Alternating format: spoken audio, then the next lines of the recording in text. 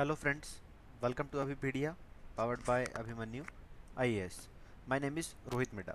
Students, आज के इस लेक्चर के अंदर हम डिस्कस करेंगे नबार्ड ग्रेड ए को लेके एक बहुत ही इम्पॉर्टेंट न्यूज़ आज की क्लास के अंदर हम डिस्कस करने वाले हैं.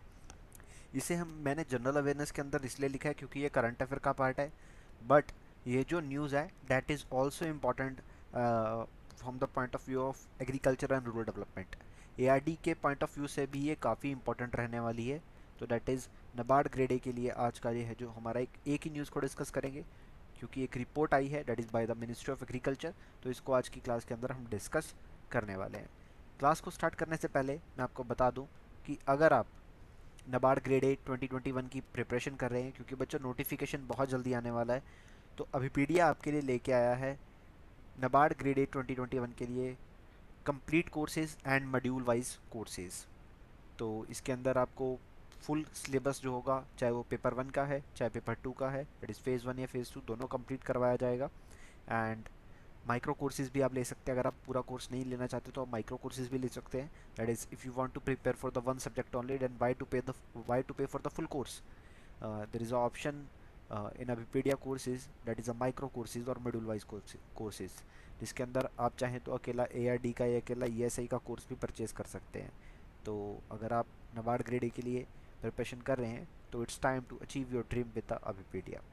चलिए, इसके बाद मैं आपको बताऊं कि SEBI grade A 2021, RBI grade B 2021 या फिर नबार्ड ग्रेड ए 2021, अगर आप इन तीनों में से किसी भी एग्ज़ाम के लिए प्रिपरेशन कर रहे हैं तो आपको मिलने वाली है scholarship, that is in the Abhipedia courses.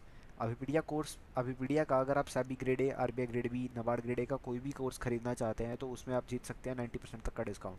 इसके लिए अभिपीडिया आपके लिए कंडक्ट कर रहा है कंबाइंड स्कॉलरशिप टेस्ट.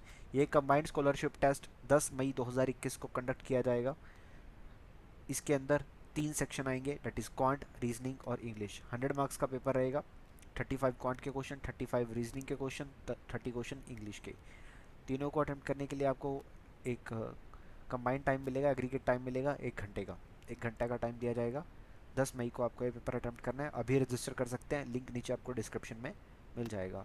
जो भी टॉप 10 स्टूडेंट को मिलेगा अभी पीडिया कोर्सेज में 90% का डिस्काउंट. एंड वो एस्पिरेंट जो 75% से ज़्यादा स्कोर करेंगे उसको मिलेगा 75% तक का डिस्काउंट. और जो एस्पिरेंट यहाँ पर 50% से ज़्यादा स्कोर करता है उसको मिलेगा 50% का डिस्काउंट. तो that is a combined scholarship test for the regulatory body exams, that is SEBI grade A, RBI grade B और नबार्ड ग्रेड ए. चलिए, अब न्यूज़ की तरफ बढ़ते हैं, क्लास की तरफ बढ़ते हैं. तो देखिए, एक न्यूज़ आती है that is by the ministry of agriculture and farmers welfare. वो क्या? India's farm export up 18.49% in April 2020 to the February 2021. Ministry of agriculture का एक रिपोर्ट आता है. ये रिपोर्ट क्या कहता है कि भारत का जो फार्म एक्सपोर्ट है, यानी कि एग्रीकल्चर और अलाइड प्रोडक्ट्स हैं, इनका जो एक्सपोर्ट है ये अप्रैल 2020 से लेके फरवरी 2021 तक 18.49% बढ़ गया एज कंपैरेटिव टू द 2019-20. 2019-20 के कंपैरेटिव में ये 2020 से 2021 तक के टाइम पे, अप्रैल 2020 से फरवरी 2021 के टाइम पे ये बढ़ गया. कितना? ये बढ़ा है 18.49%. 18.49% ये बढ़ गया. 18.49% ये इंक्रीज़ हुआ है, ये इस रिपोर्ट में बताया गया. अब देखिए, मिनिस्ट्री ऑफ एग्रीकल्चर का कहना है कि 2020 में दुनिया भर में कोविड-19 की सिचुएशन थी. कोविड-19 पैंडमिक था, ठीक है. अभी भी बेसिकली सिचुएशन है, बट अभी सेकेंड वेव है. तो कोविड-19 पैंडमिक पहले 2020 में था. तो 2020 में जब कोविड-19 इतना बढ़ रहा था, उस टाइम पे भारत के सभी सेक्टर, चाहे वो सर्विसेज सेक्टर था चाहे वो इंडस्ट्रियल सेक्टर था, वो सब लॉस में गए. बट एक एग्रीकल्चर सेक्टर ही भारत का ऐसा था जो कि 2020 में भी पॉजिटिव ग्रोथ में रहा. आपने देखा होगा, दैट इज़ द रिपोर्ट. 3.4% का ग्रोथ एग्रीकल्चर सेक्टर ने दिखाया था. 3.4% का ग्रोथ इसने दिखाया है. ये इकोनॉमिक सर्वे में आपने पढ़ा होगा. 3.4%. और इसी के साथ एग्रीकल्चर मिनिस्ट्री ने बोला India did not disturb the world food supply chain and continue to export. देखिए भारत दूसरे देशों में भी फूड ग्रेन्स को एक्सपोर्ट करता है, शुगर, राइस, सोया मिल्स, तो बहुत सारे प्रोडक्ट्स हैं जो हम अदर कंट्रीज़ में एक्सपोर्ट करते हैं। तो इंडिया ने अपना एक्सपोर्ट डिक्रीज़ नहीं किया क्योंकि हमारा एग्रीकल्चर सेक्टर जो था वो पॉजिटिव ग्रोथ में ही आगे बढ़ता रहा। कोविड-19 के चलते हुए भी उसको इफेक्ट नहीं पड़ा। तो फरवरी 2020 से ले फरवरी सॉरी अप्रैल 2020 से दो अप्रैल 2021 तक इंडिया का जो एक्सपोर्ट था वो था रुपीज़ 2.74 लाख करोड़ रुपीज़ का। एंड अगर मैं बात करूं प्रीवियस ईयर की यानी कि 2019-20 की, तो तब इंडिया का जो हमारे पास एक्सपोर्ट रहा वो रहा that is 331 lakh crore, 2.31 lakh crore India का। तो 2.31 लाख करोड़ से 2.74 लाख करोड़ तक ये 18.49% का पॉजिटिव ग्रोथ देखने को मिला फार्म एक्सपोर्ट्स में। चलिए अब रिपोर्ट को आगे देखते हैं क्या कहती है ये एग्रीकल्चर मिनिस्ट्री की रिपोर्ट।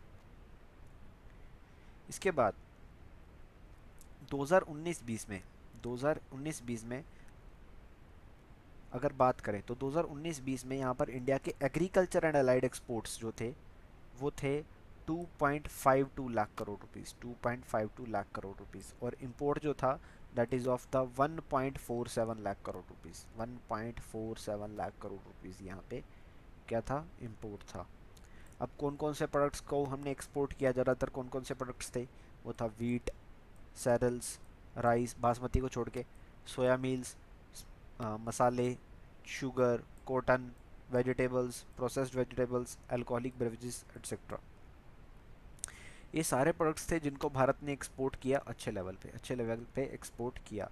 अगर मैं वीट एंड सरल्स की बात करूं, तो अगर मैं बात करूं वीट की, तो वीट का जो एक्सपोर्ट है, वीट का जो एक्सपोर्ट था, ठीक है, वो बढ़ गया। कितना बढ़ गया, 425 करोड़ का ज़्यादा वीट हमने एक्सपोर्ट किया। तो ओवरऑल 3283 करोड़ का जो हमने वीट था वो एक्सपोर्ट किया, 3283 करोड़ का।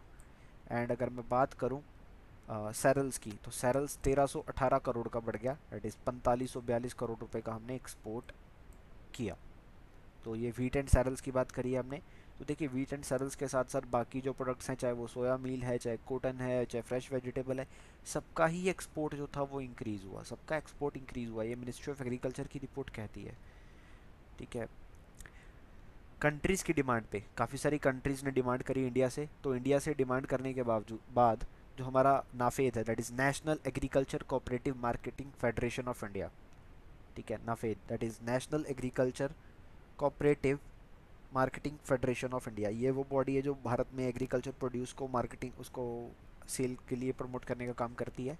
तो 1958 से भारत में काम कर रहा है नाफेद, 1958 से इंडिया में काम कर रहा है, नई दिल्ली में हेडक्वार्टर है इसका, नई दिल्ली में। इसने कंट्रीज़ की डिमांड पे, ठीक है, कंट्रीज़ की डिमांड पे अफ़गानिस्तान को वीट भेजा, कितना, 50,000 मेट्रिक टन्स।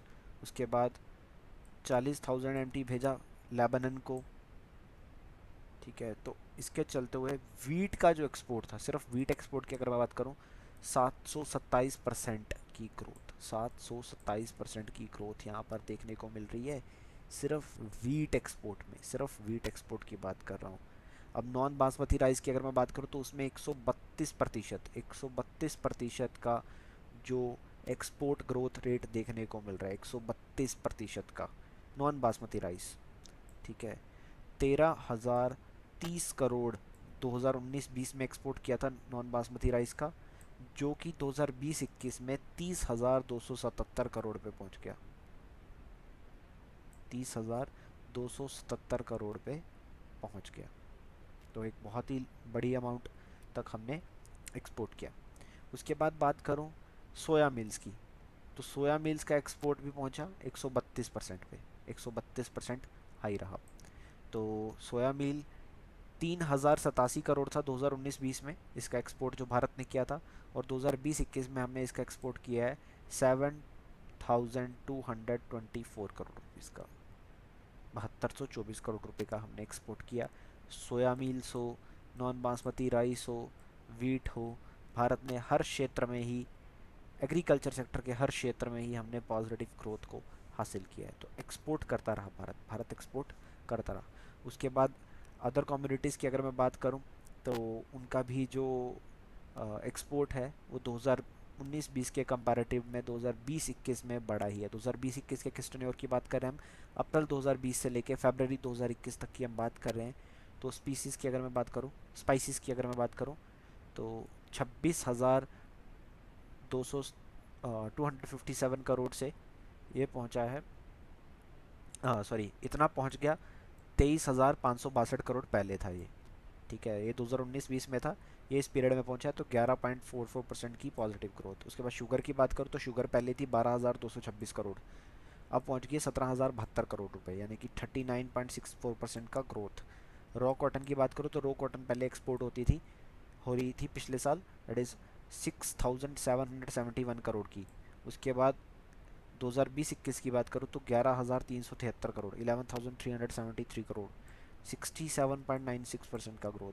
फ्रेश वेजिटेबल्स की बात करूँ तो पहले था 4,067 करोड़ का, अब है 4,780 करोड़ रुपीज़, दैट इज़ 17.54% का पॉजिटिव ग्रोथ। उसके बाद प्रोसेस्ड वेजिटेबल्स की अगर मैं बात करूँ तो प्रोसेस्ड वेजिटेबल यहाँ पर जो पिछले साल था वो था 1994 करोड़ रुपीज़, 1994 करोड़ रुपए का हमने प्रोसेस वेजिटेबल का एक्सपोर्ट किया था 2019-20 में। बट 2020-21 में 2846 करोड़ का हमने क्या किया, ये एक्सपोर्ट किया है, that is in the processed vegetable. 42.69% का ग्रोथ यहाँ पे देखने को मिला। तो देखिए एग्रीकल्चर सेक्टर हमारा ग्रोथ में ही रहा, जैसे हमने डॉक्यूमेंट्स में देखा था कि 3.4% का जो ग्रोथ इसने देखा है, जीडीपी ग्रोथ इसने देखा है, ठीक है। हालांकि बाकी सारे सेक्टर जो थे वो नेगेटिव में थे, बट इसका ये जो एग्रीकल्चर वाला सेक्टर था ये पॉजिटिव ग्रोथ में रहा, और एक्सपोर्ट भी इसने अच्छे लेवल पे किया, अच्छे लेवल पे एक्सपोर्ट किया। अब आगे देखते हैं, तो आगे रिपोर्ट कहती है कि इंपोर्ट की बात करिए। अब इंपोर्ट की बात करें तो 2020-21 में, अप्रैल 2020 से लेके फरवरी 2021 तक इंडिया का जो हमारे पास रहा, डेट इज़ इंपोर्ट रहा, तो वो इंपोर्ट हमें देखने को मिलता है 1,41,034.25 करोड़ रुपए, 1,41,034.25 करोड़ रुपीज़, ठीक है, जो कि 2019-20 में था 1,37,014.39 करोड़ रुपीज़। तो आई कैन से कि इंपोर्ट भी बढ़ा है थोड़ा सा, ठीक है, 2.93%, ये इंपोर्ट भी बढ़ा।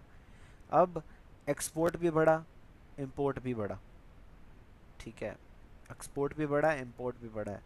तो बैलेंस ऑफ ट्रेड की बात भी कर लेते हैं। बैलेंस ऑफ ट्रेड का क्या रहा, तो balance of trade in agriculture sector ये भी थोड़ा सा बढ़ गया। अप्रैल 2020 से लेकर फरवरी 2021 तक ये पहुंच गया है 1,32,579.69 करोड़ पे, जबकि ये 2019-20 में था 93,907.76 करोड़ पे।